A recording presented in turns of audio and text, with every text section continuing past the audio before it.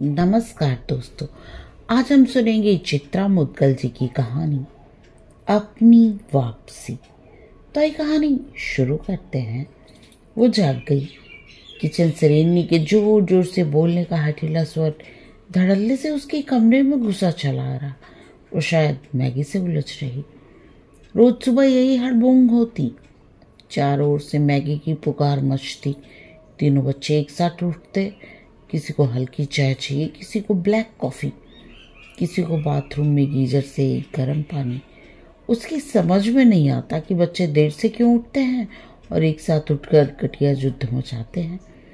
कई दफ़े धैर्य से उन्हें समझा चुकी, चेतावनी दे चुकी कि वे रात में देर से सोने की आदत छोड़ें ताकि सुबह उनकी नींद समय पर खुल सके और वो अपने अपने कार्यक्रमों के मुताबिक इत्मीनान से तैयार हो सके। मैगी कोई छूमंतर नहीं। अकेली जान क्या क्या करेगी, कहाँ कहाँ दौड़ेगी। हालांकि दिनों भी घर के कामों में मैगी का हाथ बटाता है, पर साहब के घर छोड़ने से पहले नहीं। साहब के उठने से पहले वह उनकी गाड़ी से लेकर जूते तक चमका डालता, फिर उनकी बेटी तैयार करता और ट्रे लिए उनके कमरे में झांक लेता कि मेम साहब उठ गई या नहीं। वो जग गई होती तो उसे इत्तिला दे देता कि साहब उठ गए हैं, यानी कि चाय तैयार है। और अगर उसे हरीश के साथ चाय पीनी है तो फौरन उठकर उनके शयन कक्ष में आ जाए। हाँ, उन सब के पास अपने अलग अलग कमरे हैं। ये उसका सपना हुआ करता था जब उसके पास मात्र एक फ्लैट था। पड़ोस के अडवाणी दंपति ने जब लंदन जाकर अपनी बहू बेटी के पास जीवन के शेष दिन बिताने का फैसला किया तो उसने हरीश को उनका फ्लैट खरीद लेने का सुझाव दिया। हरीश को उसकी दूरदर्शिता भा गई। घर बड़ा हो गया, पूरे फ्लोर तक फैलकर। उसे क्या पता था, अलग अलग कमरे पाकर एक ही घर में कई घर उगाएंगे। रेनी का स्वर शांत हुआ। धमक भरी पदचाप उसके कमरे के करीब से गुजरी, यानी वह अपने कमरे में गई। रेनी उसकी मझली संतान है। 20वें वसंत में कदम रखती अल्हड़ अलमस्त नवयुवती। कभी रेनी पर उनकी नजर टिकती है तो उसके तराशे नयन नक्श के चुंबकीय आकर्षण में वह ठगी सी रह जाती है। अजीब सा सम्मोहन है उसके व्यक्तित्व में, उसके रेशम से बालों में और बालों में रह रहकर उंगलियां फिराने के उसके अनोखे अंदाज में। हैरत होती है, इतने खूबसूरत बाल न उसके रहे हैं न हरीश के, न मायके ससुराल वालों में से किसी के। उसे लगता है रेनी के आज टॉप मॉडल होने का सबसे बड़ा राज उसके रेशम से मुलायम काले लंबे और घने बाल ही हैं। रेनी को अपने व्यक्तित्व गठन और व्यक्तित्व की प्रतिष्ठा पर गर्व है। इस वक्त मैं सबसे महंगी मॉडल हूँ। गर्वोक्ति सुनकर अन्य मनस्कता सी हो आती है। अपनी बोली लगाने जैसी कुछ छिछली सी मनोवृत्ति जिसे आज का युवा वर्ग प्रतिष्ठा के प्रतिमान के रूप में तमगोसा लटकाए अपनी श्रेष्ठता और श्रेष्ठता में जीता, उसी से औरों को प्रभावित और आतंकित करने की चेष्टा में रत है। विचित्र लगता है उसे, हरीश को ऐसा नहीं लगता। वे रेनी की बढ़ते हुई मांग और शोहरत से गर्वोन्नत हो उठते हैं। अच्छी कंपनी का विज्ञापन पाने पर उसे बधाई देते हैं, उसकी पीठ ठोकते हैं और उसके अधिक सुनहरे भविष्य की कामना करते हैं। उसे प्रेरित करते हैं कि वो फिल्मों में अपना करियर क्यों नहीं बनाती, जहाँ उसकी प्रतिभा के लिए अधिक बड़ा मंच है। ऐसी बातों पर उसके आपत्ति प्रकट करने पर वो झिड़क देते, किस जमाने की बातें कर रही हो? अपने जमाने में तुम्हारे कॉलेज जाना सबसे बड़ा दुस्साहसी कदम नहीं था। हरीश क्यों पूरा घर उसके इसकी प्रतिक्रियाओं पर मिलजुल कर उसका उपहास हो रहा था। हरीश का तकिया कलाम बन गया है, तुम रही वही की वही आटे बाटे वाली।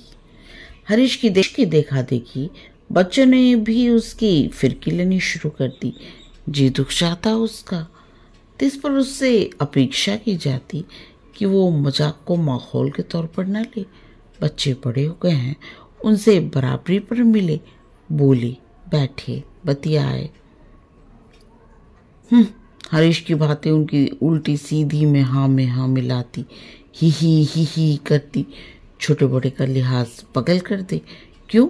अब संस्कृति के खतरे हरीश को नजर नहीं आते।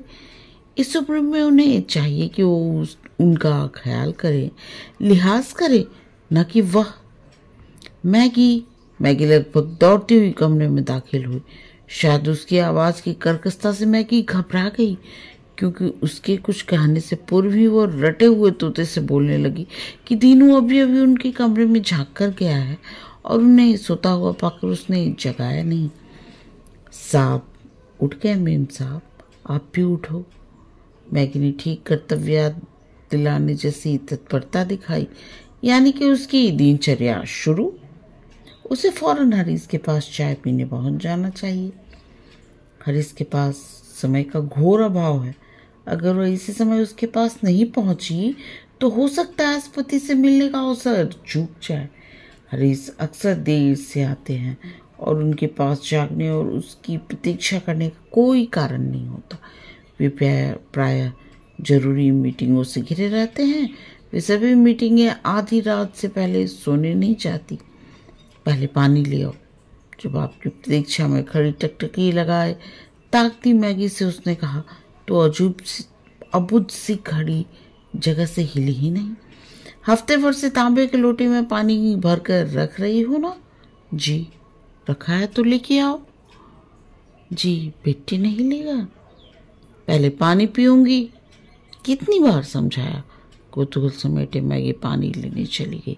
उसका कुतूहल स्वाभाविक है।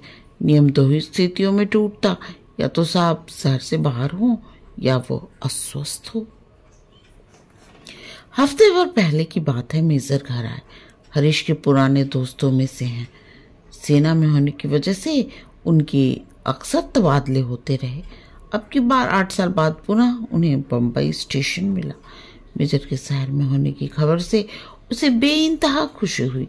आते ही वही चिरपरिचित परिहास भरी चुटकी, बिना सूचना दिए आया, तुमसे अकेले ही मिलना चाहा था। सोचा अगर तुम्हें फोन कर दूंगा तो तुम उस उल्लू के पट्टे को खबर कर दोगी और काम धाम छोड़कर मुसलचंद साक्षात हमारे बीच होगा। बाय द वे, खलनायक है कहाँ? इस प्रतिक्रिया में हंसी से दोहरी होने लगी। ठीक किया ना? आप भी। वो आगे कुछ नहीं बोल पाई। हंसी थम ही नहीं रही थी। शकुन, तुम बिल्कुल नहीं बदली। इतनी उन्मुक्त हंसी मुझे किसी स्टेशन पर नहीं मिली। अलबत्ता अरुणाचल में एक लड़की जरूर मिली, मगर उसके मसूड़े नजर आने लगते थे। सुंदर सोडसी सी वो लजाई। मैं अपने ऊपर चौकी। वह अब भी लजा सकती है। उसे स्वयं पर अचरज हुआ जब उसे यही सोच चाटता रहता कि वो 45 की हो रही, बुढ़ापे की ओर बढ़ती, श्रीहीन, मन से शरीर से बालों में सघनाती सफेदी, जिसे रंगने की इच्छा होते हुए भी वो क्या करना है, किसे दिखाना, सोचकर टाल जाती। चेहरे की मालिश करेगी ये निश्चय करके भी वो फिर उसी विरक्ति में डूब जाती। अब किसे उसमें दिलचस्पी हो?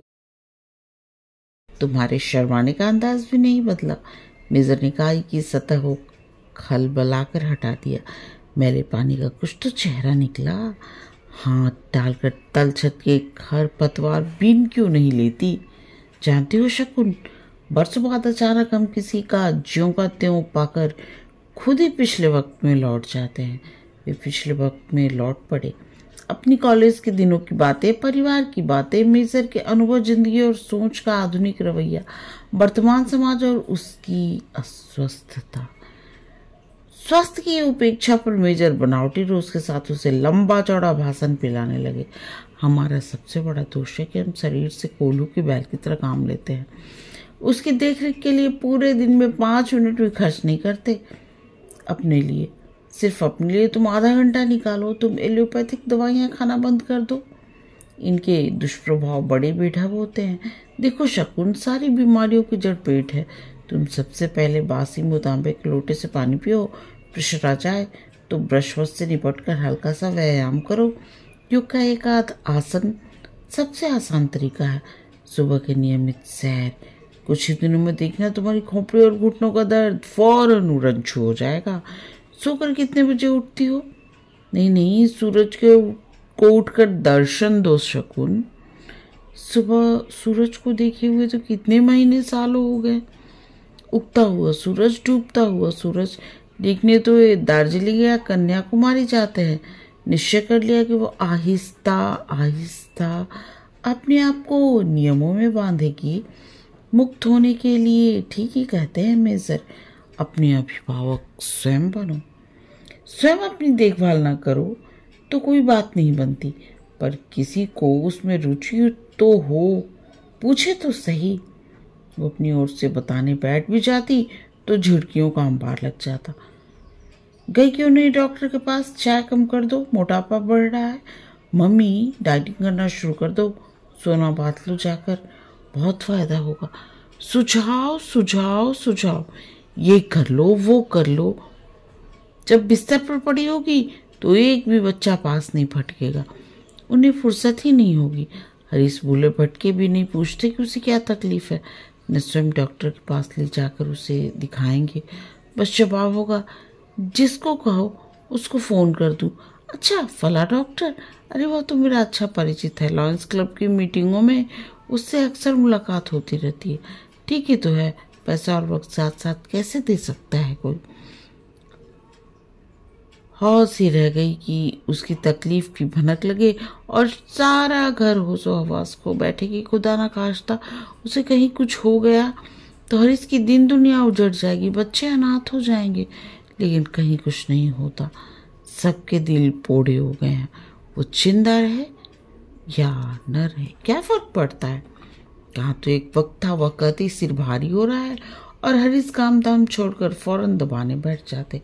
कहाँ वो भी वक्त था जब उफ एक वक्त था, वो वक्त था ऐसा था तैसा था, बस यही असंतोष दिमाग में कोलू की बैल की तरह उसे घुमाता रहता था। दूसरे को प्रश्नों के घेरे में घेरती, अचानक वो स्वयं को प्रश्न हुआ पाती। सोचती अब ऐसा क्या हो गया उसके दरमियान, वो बदल गई, हरीश या बच्चे, समय, कारण, समृद्धि की व्यवहारिकताएं या उनकी निजता की व्यक्तित्व में परिणति, या स्वयं के वर्चस्व को उपेक्षित अनावश्यक अनुभव करना, या उनकी प्रौढ़ हवाई देह के आकर्षण को खो चुकी निरंतर असक्रिय होती जा रही उमंग विहीन उपस्थिति, या अच्छा दिखने बनने की कोशिश में जतन से ढक मूंद दी गई अपनी कुंठाएं, जो सुई में धागा डालने की असमर्थता के चलते पैबंद सी उघड़ गई। पर उसके भीतर तो अभी तक हरीश के लिए आकर्षण स्रोत सूखा नहीं। तभी तो उनसे संबंधित मामूली से मामूली बातों को गहरे अनुभव कर उल्लेखित होती है और वो निर्लिप्त बने कोई दिलचस्पी नहीं दिखाते। चाहे जो पहन लो, चाहे जैसे तैयार हो ले, उनकी दृष्टि ठिठकती ही नहीं। उनकी संवेदना स्रोत सूख के, उलझ के, पट के, यांत्रिकता लील गई, वो बात ही नहीं रही। तो फिर रीनी के लिए कैसे प्रशंसा भाव टपकता रहता है आंखों से। उसके लिए भावनाएं मर गई, बेटी के लिए उमड़ी चली आती हैं। कैसे, कहाँ से? वाह क्या मैक्सी पहनी है Reeni, pattern is really fantastic. सिलवाई कहाँ से? कम वक्त उसकी साड़ी नजर नहीं आ रही। एलिगेंट से पापा। बाय द वे मैक्सी का कसीदा पढ़ना छोड़िए और ये बताइए हम कैसे लग रहे हैं। बताते हैं, जरा अपना कान इधर लाओ। रहने दीजिए, हम समझ के। क्या बहूदगी है, बगैर बताए कोई गंदी सी बात कहेंगे। अरे हम कुमारे होते तो तुम पर जीजान से मरमिटे होते, ये कोई गंदी बात है बेटे? पापा छी, इसमें छी की क्या बात है? वैसे बात तो कुछ आप में भी है पापा। आप पापा नहीं होते, आप मेरे तो इतने धांसू व्यक्तित्व को अनदेखा करना मुश्किल होता मेरे लिए। कान फोड़ उठा के कमरे की छत से टंगे, पानुस से पींगे लेते, फिरकी से घूमते। इतनी असंस्कारी बातें, भद्दी फूहड़, परिहासबाजी जी महसूस कर रह गई। मुंह लगने से कोई फायदा नहीं, बस पढ़ने में दत्तचित्त होने का नाटक करती रही। पत्रिका में चेहरा गड़ाए पिता पुत्री का प्रेमालाप सुनती रही। उनकी बातें मैक्सी की प्रशंसा तक ही सीमित न रहती। अगले पल फलक बदलता। देश की खस्ता वित्तीय हालत पर गौर करते हुए वे शहर में लगी 7 ऑस्कर अवार्ड विजयी अंग्रेजी फिल्मों से लेकर खुमैनी के आतंकवाद तक की चर्चा करते। मुड़ते मुड़ाते उनकी बातें पृथ्वी थिएटर में चल रहे एक प्रयोगवादी नाटक के दर्शाए गए वर्जनाहीन सेक्स संबंधों पर आ टिकती। हरीश को ऐसे सेक्स चित्रण बड़े घिसघिसे लगते और रिनी को यथार्थपूर्ण एवं मनोवैज्ञानिक। चर्चा में बोलने का उसका भी मन हुआ था, क्योंकि नाटक उसने भी देखा है और नाटक की बुनियादी बातों से उसकी जबरदस्त असहमति है। परंतु सहमति शरीक कैसे हो? कई दफा पत्रिका के पृष्ठों से चेहरा उठा, तर्क होठों पे आए, किंतु वे दोनों उसकी कुछ कहने की बेचैनी का एहसास किए बगैर अपनी अपनी कहने को उतावले नजर आए। बल्कि उसे ऐसा महसूस हुआ कि वे कमरे में उसकी उपस्थिति से भी अनभिज्ञ हैं। लेकिन उसी समय अगर निखिल और विनय आ जाते तो वे दोनों बड़ी आसानी से उनकी बहस का हिस्सा बन जाते। उनकी उपस्थिति तत्काल दर्ज होती। कई दफे यही अनुभव किया है उसने। ऐसा नहीं कि उसका इस तरह से सोचना मात्र दिमागी फितूर है। वे क्यों नहीं उसे बहस में शामिल करते? बच्चे तो बच्चे हैं, ठीक है, उनकी अपनी दुनिया है, किंतु हरीश कितने स्वार्थी हैं वे। बड़ी चतुराई से उनकी दुनिया में दाखिल हो उसका जीवंत हिस्सा हो जाते हैं, पर उसे नितांत अकेला अप्रासंगिक छोड़ देते हैं। पता नहीं बच्चों के मन में धारणा कैसे और कब बैठ गई कि पापा समय के साथ चलने मिलने जुलने वालों में से हैं, लेकिन उसका व्यक्तित्व तो लचीलेपन की इस विशिष्टता से एकदम खारिज है। वो न उनके संग चलती है, न सोच सकती है, न बोल बतिया सकती है। क्यों? सभी ने उसे चेतना शून्य मान लिया है। एक आहट कमरे के करीब आने लगी। दिल धड़का। शायद हरीश हो। चाय पीने नहीं पहुंची। ढुलक रहे आंसू को नहीं पूछा। देख ही ले उसके भीतर घुमकती पीड़ा को। आखिर पति होने के नाते क्या उसका कोई दायित्व नहीं? वो उसके सुख दुख के सोचे। बच्चा रसोई की ओर बढ़ गई। चट्टी की बेहद धीमी तालबद्ध चट चट किसी की और की नहीं, हरीश की ही पदचाप है। सैकड़ों आटों में से वह इस लयबद्ध पदचाप को पहचान सकती है जो कभी उसके कानों में जल तरंग सी बज उठती थी, छाती में धड़कन सी। हिचकियां फूट पड़ी। लगा कि कमरे के करीब से गुजरने वाले ने जानबूझकर उसके कमरे का रुख न कर उसे जताने की चेष्टा की है कि उनकी दृष्टि में अब उसकी औकात देह से उतरी हुई श्रीहीन पोशाक जैसी है, जो कभी बहुत प्रिय होने की वजह से अलमारी के किसी कोने में सुरक्षित तिहाई रखती गई है। बस फिर भी अपेक्षा बनी रही। कोई तो निखिल, वीनू या रेनी की आकर देख ले। वीनू को भी कुछ होता जा रहा। खरबूजों को देखकर खरबूजा रंग बदल रहा। कहाँ तो उससे विनय मिले, लिपटे चिपटे और कॉलेज के लिए न निकलता। वो लाख दुलराती, याद दिलाती कि वो जवान हो रहा। बच्चों जैसी हरकतें उसे शोभा नहीं देती। देखने वाले को भी विचित्र लगता है, मगर बेअसर वीनू एक न सुनता। बच्चे के समान उसके पेट में मुंह गड़ाए बड़ी देर तक पड़ा रहता। वही अलग रह होती तो अलग होता। अब वो मैगी से उसकी जरूरतें पूरी हो जाती हैं, फिर उसकी आवश्यकता क्या है? केवल तब सब भागे भागे उसके इर्द गिर्द इकट्ठे हो जाते और उसकी पुकार मचती जब कोई नौकर काम छोड़कर चला जाता। उनके चेहरे उड़े हुए रंग वाले होते। उनके भीतर तुप का सामंत बेरोजगार को खोजने लगता। मम्मी मिला कोई? आप पैसे करोना ही लेकर बैठी हैं। अरे आजकल तो 150 रुपए पर गाड़ी धोने वाले भी नहीं मिलते। घर का काम करने वाले 1000 रुपए से कम क्या लेंगे? किस मुगालते में हैं? जो मिले फौरन रख लीजिए, आइए इसका साक्षात्कार लेना बैठ जाइए। अब आपसे तो काम होने से रहा, घुटनों में दर्द रहता है। वो सब समझती है, किसी के पोते कुछ होता नहीं। ये सारी खैर ख्वाही उसी की चापलूसी है। उसे क्यों बुरी लगती हैं बच्चों की बातें? हरीश भी यही आरोप लगाते हैं। नहीं, ऐसा नहीं, ये सच नहीं होता। तो पहले उसके मन में उनके विरुद्ध वितृष्णा भाव क्यों नहीं उपजता था? वो अपने बच्चों की माँ थी। सिर्फ उनकी ज़रूरत नहीं, उनकी ज़रूरतों को पूरा करती हुई भी वे उसके डैनों के नीचे दुबकी सुरक्षित बांट लेती, चूजों से चोंच में चोंच डाले।